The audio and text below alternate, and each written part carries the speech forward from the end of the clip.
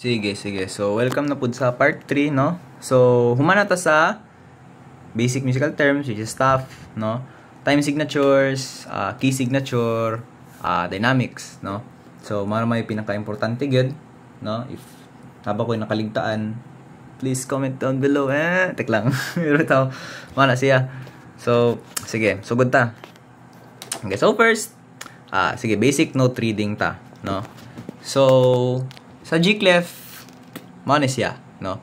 Mao ni ang C, D, E, F, G. Basta mao ni siya, no? The higher we go is magataas po itong pitch, no?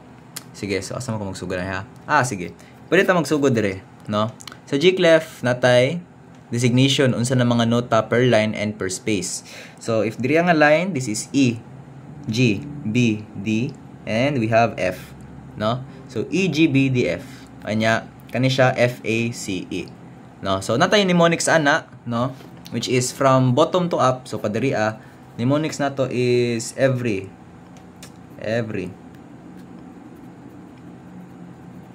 good boy does fine. Mana siya?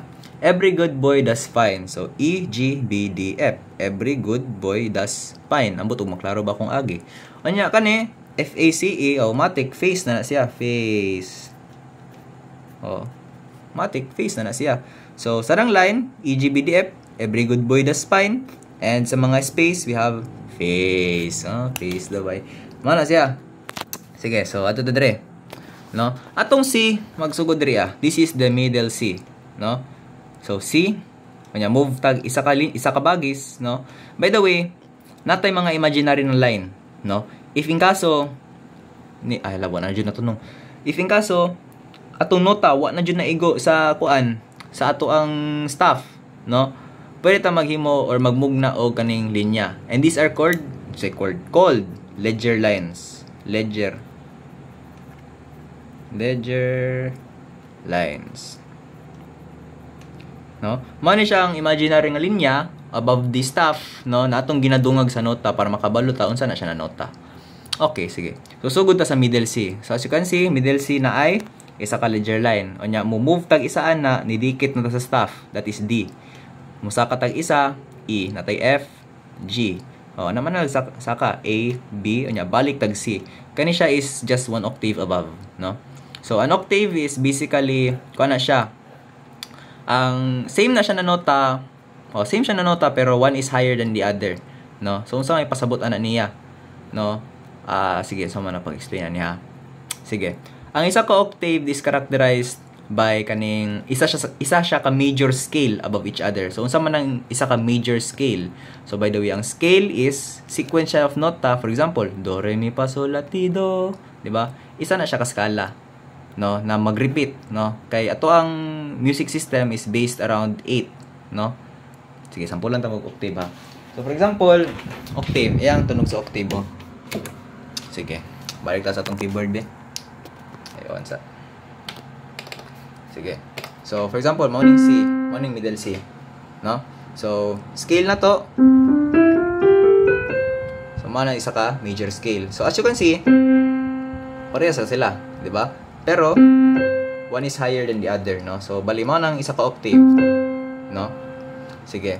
So dinapod ko mo delve deep, no? As to nga na siya, basta kay kana, no? Kamo na ibahalag research ana, no? Kay ilisod if ihungit na ko tanan, maabtan tag ugmaan ni. Kanya kasi moabot na nig part 10 atong kuan, atong series. So okay, balik ta dito. No? Sige, so ingani magbasag nota, no?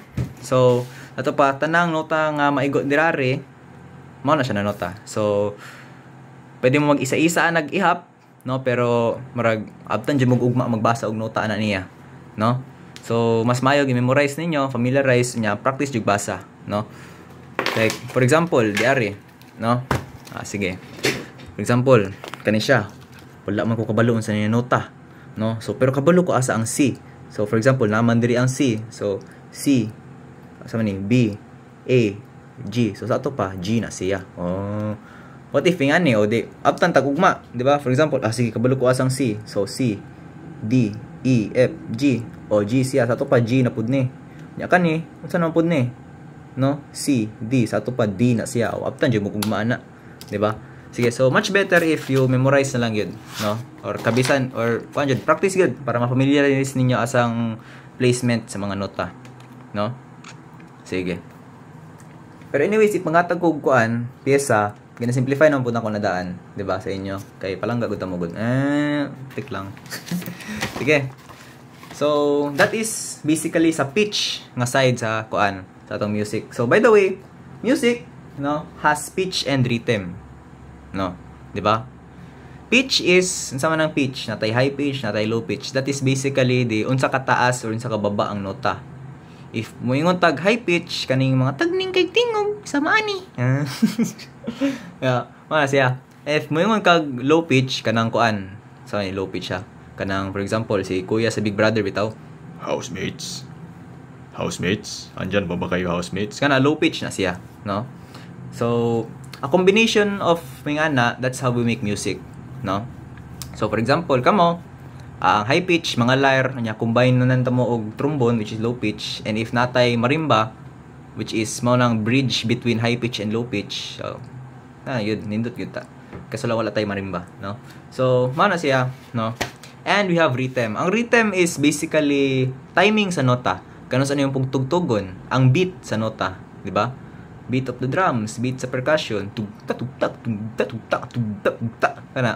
Kana siya, rhythm na siya, no? Sige, so humana to sa pitch, ato na punta sa rhythm, no? Sige, so na ako'y music writing book sa akong mama. Sige. Mana siya. So karon ilailahon na pud nato unsay mga klase-klaseng sa nota. So ganina gikan ta sa pitch karon kuan na pod unsay duration sa nota. Ganina unsa kataas karon unsa na poy duration, unsa kataas na tutugtugon, no? So basically we have whole note, no? Whole note is ngani na siya, no? And if magdungog tag isa ka kuan bagis diri we have a half note. Di mo klaro. Oh no. Sige, i-drawing na lang ako ni Ben kay para mas masabtan jud ang usang pag-derive ani niya. Sige. Sige, so basically, sugod ta sa whole note. This is a whole note.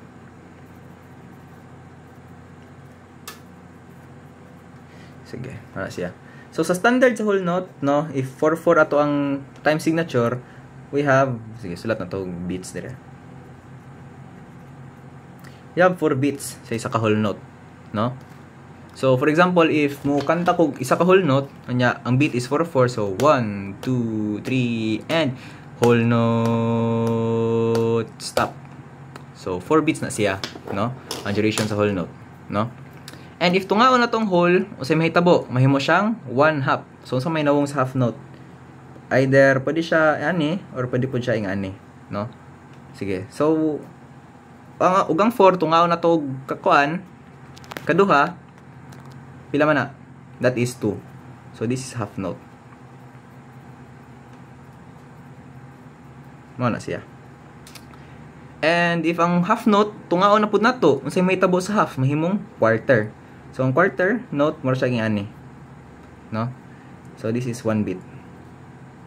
1 beat. No, again, whole note 4 beats, half note 2 beats. Nya quarter note, this is kuan 1 beat, no? So natin quarter note.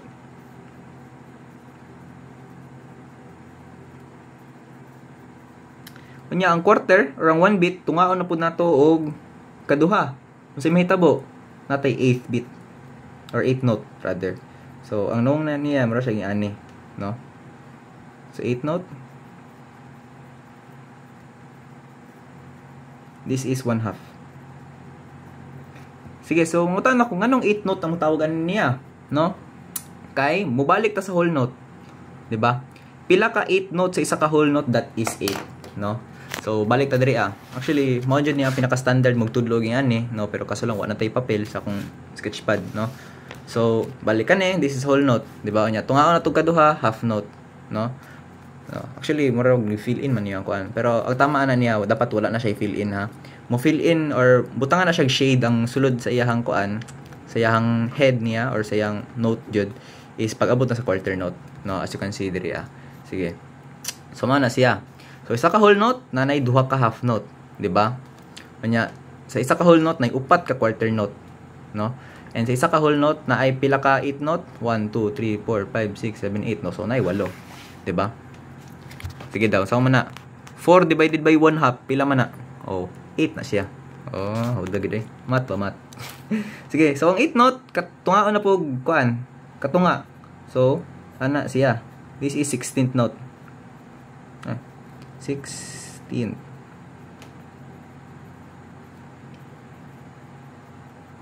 So, mana siya, this is 1/4 of a beat. Nganong 16th ang tawag niya, 16th note, kay, naay kuan, sa isa ka whole note, na may 16 king ani. Oh, di ba? And if mo, baba pa dyan taan na, no, tungaon na po na tong 16. Siya, 1, 2, 3. This is 32nd note, pero di na tabong yan eh.